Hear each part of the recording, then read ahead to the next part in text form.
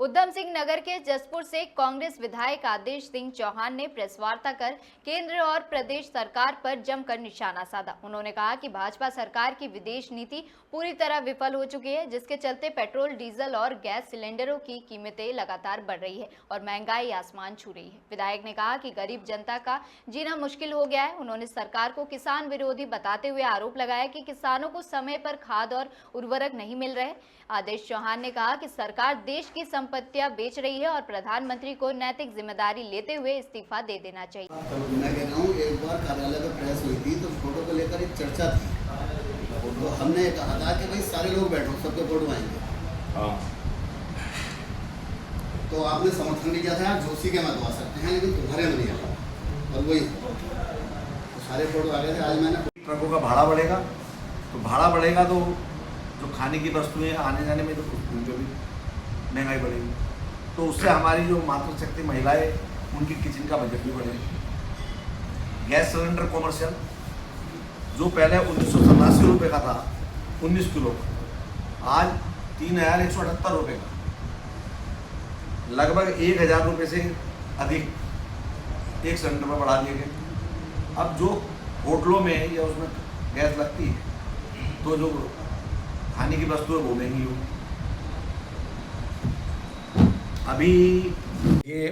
अभी जो हमारे कॉमर्शियल सिलेंडर उसके दाम बढ़ाए गए। जो 1987 रुपये का सिलेंडर था 19 किलो का, उसको 3,178 रुपये कर दिया गया, लगभग 1,000 से अधिक रुपये। अब जब गैस महंगी होगी तो जो खाद्य पदार्थ बनेंगे वो भी महंगे होंगे, उसका बोझ हर नागरिक पर पड़ेगा।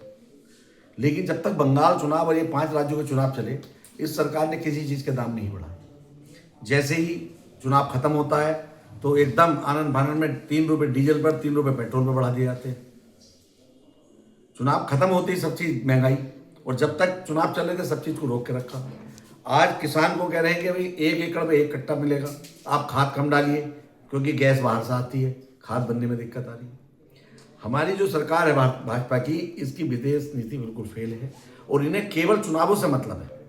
जब चुनाव आता है तब इन्हें कोई चीज़ दिखाई नहीं दी, ना तेल कम दिखाई दिया, ना गैस कम दिखाई दी, ना तेल का कंट्रोल पे रखा सब रेट पे। चुनाव खत्म होते ही सब चीज़ पे इन्होंने जो एकदम सब चीज़ खोल दी। अब ये जितने दाम बढ़े हैं इसका आम नागरिक पे बहुत बोझ पड़ने वाला है, हर चीज़ महंगाई बढ़ेगी।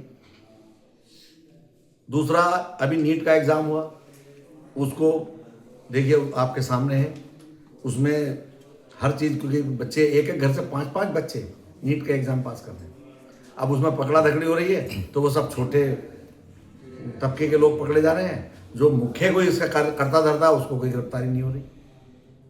तो युवाओं के साथ धोखा कर रही है सरकार, मातृशक्ति के साथ धोखा कर रही है सरकार, किसान के साथ धोखा कर रही है सरकार।